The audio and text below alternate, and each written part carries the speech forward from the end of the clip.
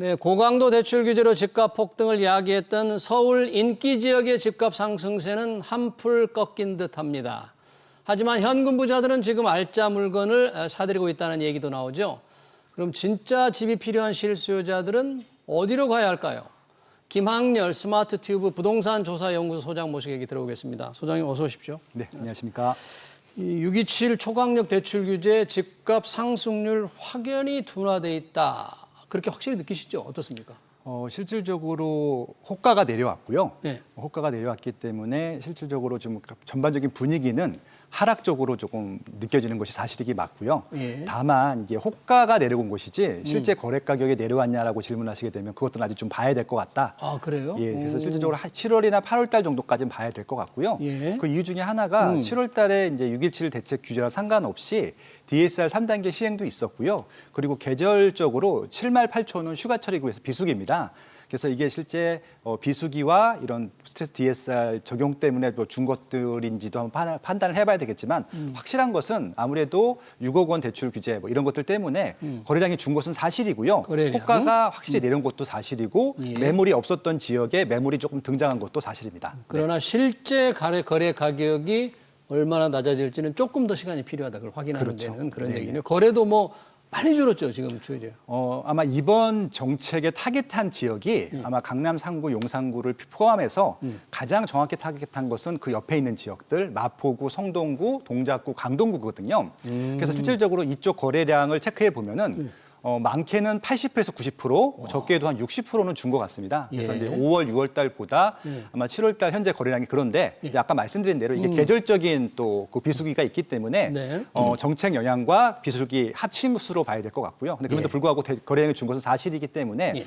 거래량이 줄게 되면 당장 집을 파셔야 되는 분들 같은 경우는 좀 답답할 수 있거든요. 그래서 아마 호가를 좀 낮춰서 내놓는 매물들도 등장한 것으로 알고 있습니다. 그러네요. 네. 지난 3, 4월이잖아요. 서울 강남 3구, 용산구 토지거래 허가제 이게 확대 지정 후에도 해당 지역들은 집값은 올랐거든요. 그러니까 이번에도 이런 초강력 대출 규제지만 좀 상급지 괜찮은 데는 여전히 강보합세가 계속되지 않을까 이런 예상도 있던데 혹시 그런 기대들이 좀 있습니까? 그러니까 강남구, 서초구, 용산구는 대출의 영향을 그렇게 아주 많이 받지는 않습니다. 아까 좀 전에 설명드린 대로 대출 상한을 6억 원으로 한 것은 6억 원보다 조금 넘어가는 지역들이 타겟을 한 것이라고 보시면 될 것 같고 예. 강남, 서초, 용산의 시세를 낮추기보다는 아까 그 전에 규제 지역이 아니었던 마포, 성동, 동작, 강동구의 거래량이 증가하고 시세가 올라가는 것들을 아마 타겟팅해서 줄이려고 했던 것 같고요. 예. 그래서 말씀하신 대로 강남구나 서초구 혹은 용산구의 재건축이나 재개발이 진행되는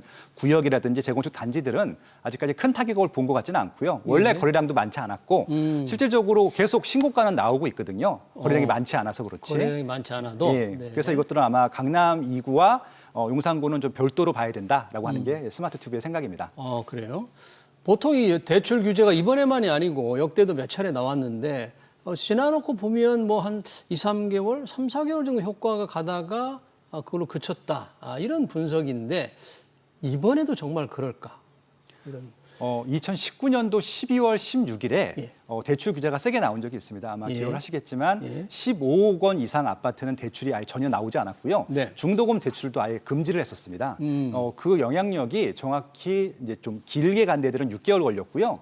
짧게 간 데는 한 2개월 정도는 거래량이 좀 침체되고 실제 이렇게 조정이 돼서 나온 거래가 케이스가 있었기 때문에 그게 아마 최대 영향이 갔던 시기였던 것 같습니다. 2019년도. 2019년도. 예. 근데 실질적으로 그때는 여러 가지 규제랑 함께 왔던 것 같고요. 이번은 조금 다른 게 뭐냐면은 지난번에는 이제 투자자들하고 실수요자들을 다 규제했기 때문에 조금 더 영향이 있을 것 같은데 지금은 투자자는 시장에 없거든요. 투자자가 없다는 건 무슨 뜻인가요? 실제 실수요자라고 하죠. 다 실수요자다. 예, 실수요자들이기 때문에 실수요자와 투자자의 특징은 뭐냐면은 투자자들 같은 경우는 너무 비싸거나 아니면은 자기가 봤을 때 이것은 지금 투자할 가치가 없더라고 하는 것들은 투자를 하지 않거든요.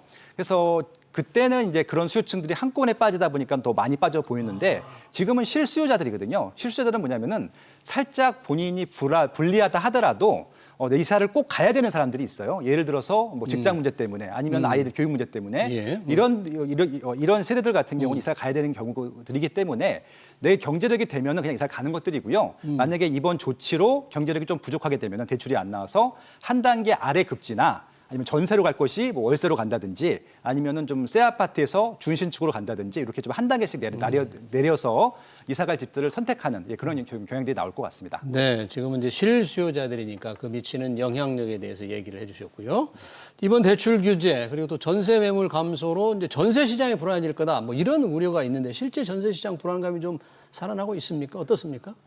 지금 전세 시장이 원래 문제였었는데요. 제가 이제 지난달에 나왔을 때 말씀드린 데와 같이 매매가 흔들리는 것들보다는 전세가가 작년부터 계속 상승하는 것들이 더 문제였다고 말씀을 드렸습니다. 예. 근데 이번 대출 규제가 겉에서 보기에는 매매 거래량을 중단시키는 것처럼 보였지만 그렇게 보입니다. 네. 실질적으로 이 매매 가격을 거래량을 중단시키기 위해서 어떤 것들을 했냐면은 전세를 끼고 사는 갭 투자들을 막았거든요. 그렇죠. 그러니까 본의 아니게 선의의 피해자들이 이 매수자들이 아니라 임차인들이 됐어요. 임차인들. 그래서 실질적으로 이제 집주인들이 집을 사서 전세를 내놓을 때 그러니까 자기가 직접 대출을 받아서 집을 사는 사람들도 있지만 전세 레버리지로 집을 사는 사람들이 있거든요. 그렇죠. 임차인의 전세금으로. 그것들이 좀 불편해져서 그 수요층들이 굉장히 불편해하고 있거든요.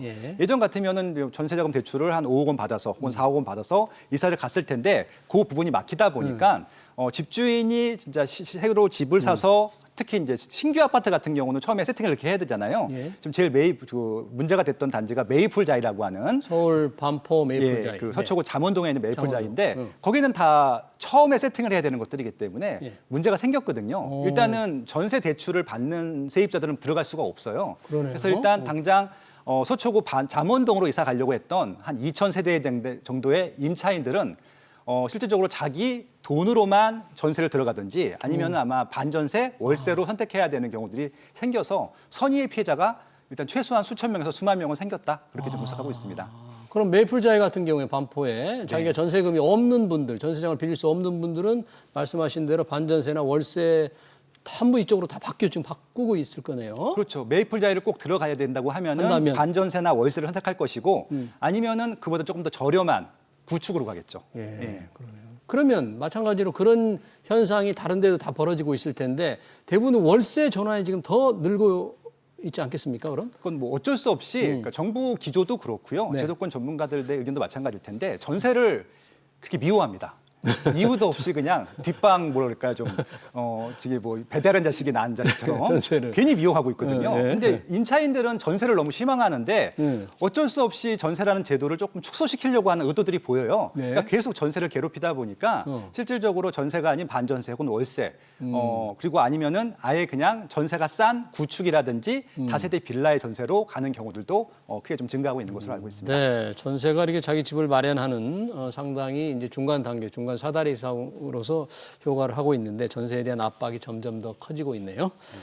자, 정부 여러 가지 이제 부동산 대출 초강력 규제가 나온 다음에 관심이 이제 세금입니다. 계속 이재명 대통령 세금으로 집값을 잡지 않겠다. 이제 이렇게 이제 공약도 했는데 최근에 그렇게 했는데도 불구하고 시장에서 뭐 주택 보유세를 강화한다, 뭐 이런 소문이 좀 확산되고 있다는데 그렇습니까? 이런 얘기들이 좀 있어요? 저도 찌라시에서 봤거든요. 봤는데 그러니까 10억짜리 아파트를 한 채 갖고 있으면은 보유세를 한 1,000만 원 내게 하겠다. 그리고 또 시세가 더 올라가면은 비율이 더 올라간다. 뭐 이런 찌라시가 돌았더라고요. 그래서 뭐 이거는 뭐 검증된 게 아니기 때문에 제 얘기가 아닙니다. 저도 그냥 찌라시 본 거니까. 그래서 이제 이 보유세라고 하는 것은 재산세랑 종부세에 합산한 결과인데. 서울의 중위 가격이 13억 정도 되거든요. 그러니까 이제 재산세로 혹은 뭐 종부세로 합쳐서 보유세로 1년에 1,000만 원에서 2,000만 원 정도를 내는 시대가 반 이상은 오지 않겠느냐고 불안감이 있는 것 같습니다. 근데 이제 이재명 대통령님께서 분명히 말씀하셨지만 세금으로서 부동산 시장을 안정하기보다는 공급으로 하겠다라고 하신 부분들이 있으니까 일단 정권 초기에는 그걸 지키려고 하겠죠. 근데 초반에는 그걸 강력하게 말씀하셨는데 최근에 오셔갖고 약간 끝을 말씀을 흐리는 것 같아요. 그래요? 최대한 세금으로 하지 않겠다 뭐 이런 식으로 해서 조금씩 완화해서 그다음에 세금은 이제 최후의 보류다. 마지막으로 하겠다. 하긴 하겠다는 얘기잖아요. 그렇기 때문에 이제 아마 이제 시장이 조금 반응이 느리거나 다시 시세가 올라간다라고 했을 때는 세금 규제를 할 것 같아요. 예, 세금 그리고 이제 규제를. 또 많은 분들이 오해하고 있는 것 중에 하나가 뭐냐면은 지금 세금 규제를 받고 있지 않느냐라고 질문하시는 분들이 있는데 정확히 보신 게 지금도 세금 규제를 받고 있거든요. 현재도. 네. 왜냐하면은 문재인 정부 때 취득세 중과, 보유세 중과, 양도세 중과를 해놨었어요. 예. 근데 윤석열 대통령 때 그거를 풀지 못했습니다. 왜냐하면 다수당이 민주당이었기 때문에 예. 지금 취득세, 보유세, 양도세 중과를 받은 상태에서 이재명 정부가 취임을 한 거거든요. 예. 그래서 만약에 이재명 대통령께서 세금으로 규제하지 않겠다라는 말을 지키려면은 이전의 중과제도를 다 폐지해야 돼요. 폐지를 해야 되는데. 예, 다 기본 세율로 해야 되는데 이미 세 개 다 단계가 중과를 하고 있는 상태에서 시작한 것이기 때문에 세금으로 집값을 잡지 않겠다는 말은 거짓말입니다. 예. 그대로 있으면 중과가 계속 된다 그런 얘기네요. 지금도 중과를 받고 있습니다. 지금도 중과를 받고 있으니까. 예, 그렇습니다.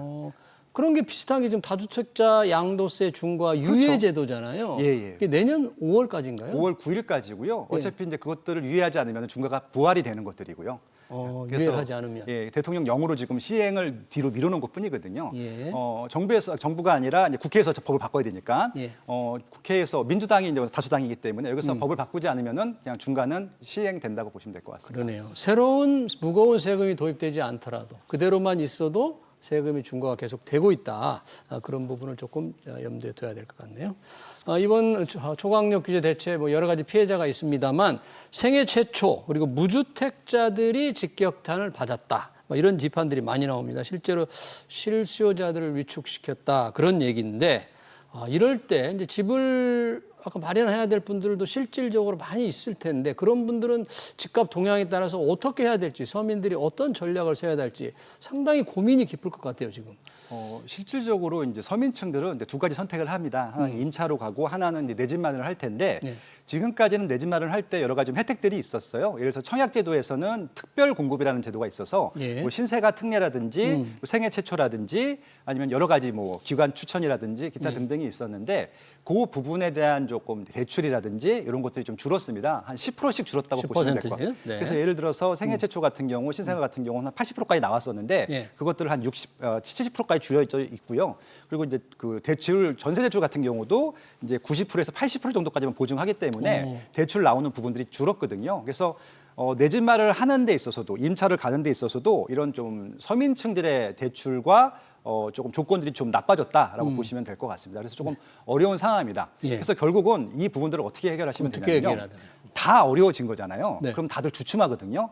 이때가 기회인 것이죠. 어찌 보면은 경쟁률이 낮아져요. 경쟁률이 어차피 이제 본인들이 이제 대출을 받아야 되는데 대출이 줄게 되면은 집이 있었던 분들이나 투자했던 분들은 어떻게든지 돈을 마련해 와서 집을 사거든요. 근데 이제 집을 한 번도 안 사보신 분들 같은 경우는 포기를 하는 경우들이 많습니다. 이게 뭐냐면은 특별 공급에 있어서 경쟁률이 좀 낮아진다는 얘기거든요. 이럴 때일수록 더 적극적으로 노려보시면 좋을 것 같고 내가 어떤 특공이 가능한지 신생아 특례라든지 다주택 다자녀 혹은 생애 최초 그 기간 추천 뭐 이런 것들도 있어요. 그러니까 중소기업 같은 경우는 그런 것들도 활용할 수 있거든요.